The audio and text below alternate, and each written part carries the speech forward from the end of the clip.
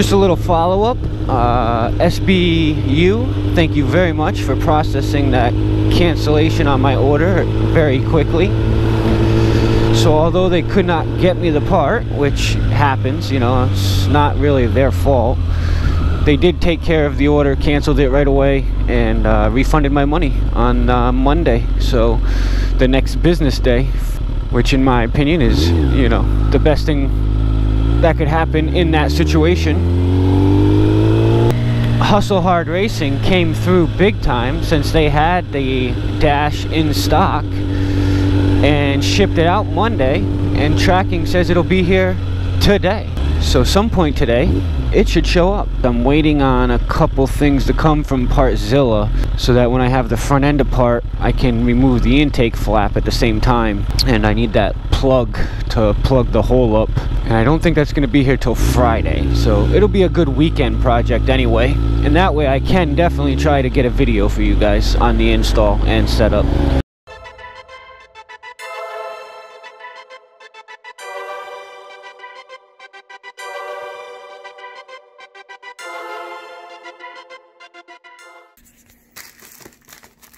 Can I do it one-handed?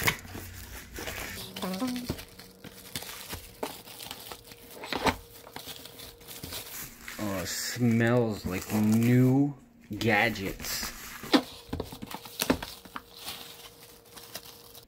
Kawasaki ZX10R, 16 to 20, because there is 2 versions of this dash. Big shout out to HHR, Hustle Hard Racing, for getting this thing here in 2 days. I mean, I ordered it Saturday, but they opened Monday and shipped it, and I got it today, which is Wednesday. Oh, it smells so good. Those are some big aim stickers. Download the user guide.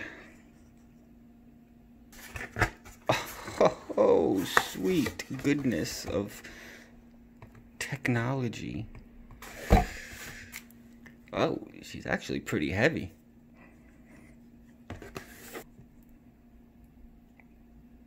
Boom, boom, boom, boom, boom, boom, boom. What else in the box? Should have a GPS unit in here somewhere.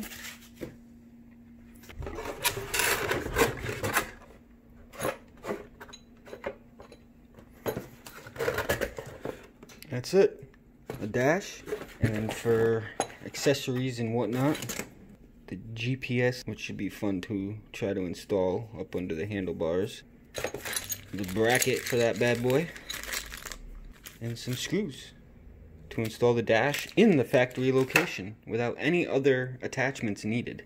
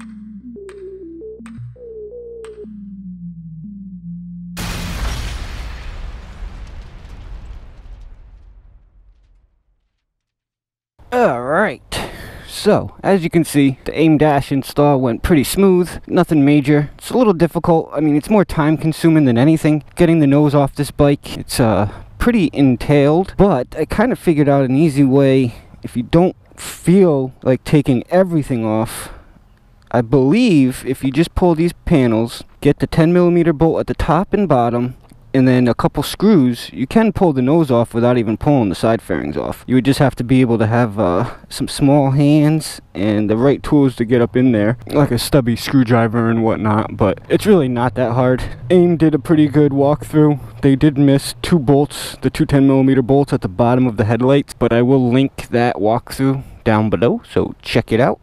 And my daughter just got her first bike. There she is, a Yamaha PW80.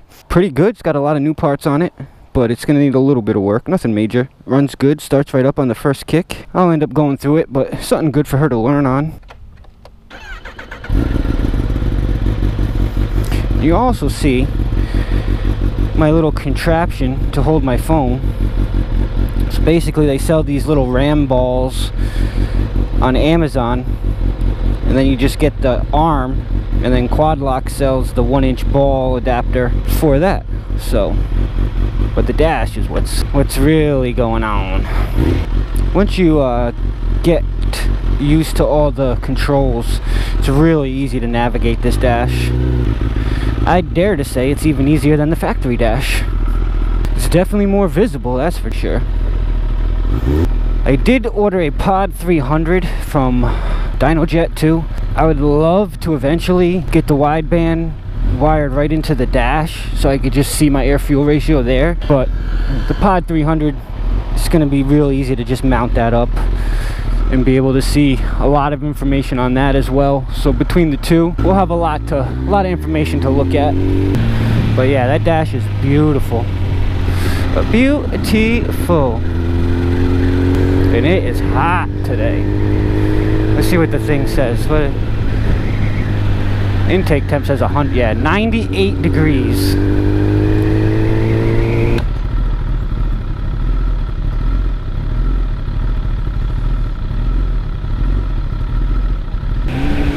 So yeah, install is really straightforward. Probably the hardest thing of the whole install is installing the GPS module, only because it's a very tight spot. You got to get the 2 little bolts started. Once you have them started, it's, you know, super easy to get a box head in there and tighten them up.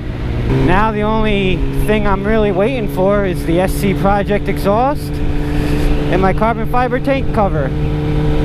Moto Million. I mean, if it's on like back order or something, I mean, whatever, but just shoot me an email, let me know.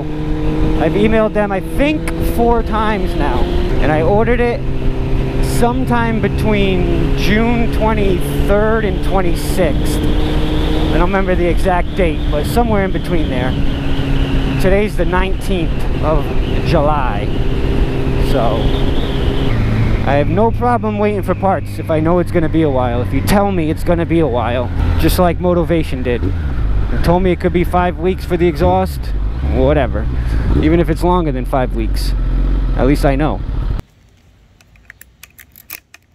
Alright, gonna give you guys a quick walkthrough.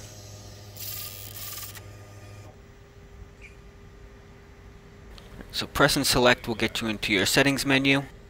And then it's pretty much just like the stock dash. Scroll through your power modes, engine braking, quick shift up and down. You will notice there's a delay between selecting and then the ECU sending the data back to the display. This seems to be normal. It's more noticeable on certain settings than others. There's your launch control, traction control. Under preferences will be more of the display options. You'll have road and track, digital or analog, and then day or night if you're on manual brightness. You can use your ECU or the GPS for speed readings, and you can correct if you've changed your tires. I have no modules installed. You do get 2 alarms for voltage and engine temperature. You can set those to whatever you want, and your readouts to kilometers or miles, whatever you prefer.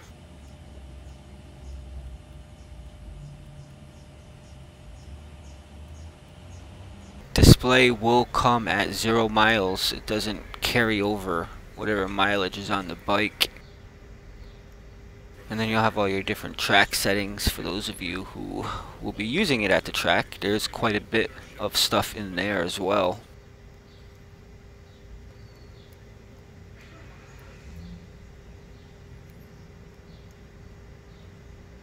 Alright guys, so hopefully in the next video I'll be installing the new exhaust. If not, I'm not quite sure.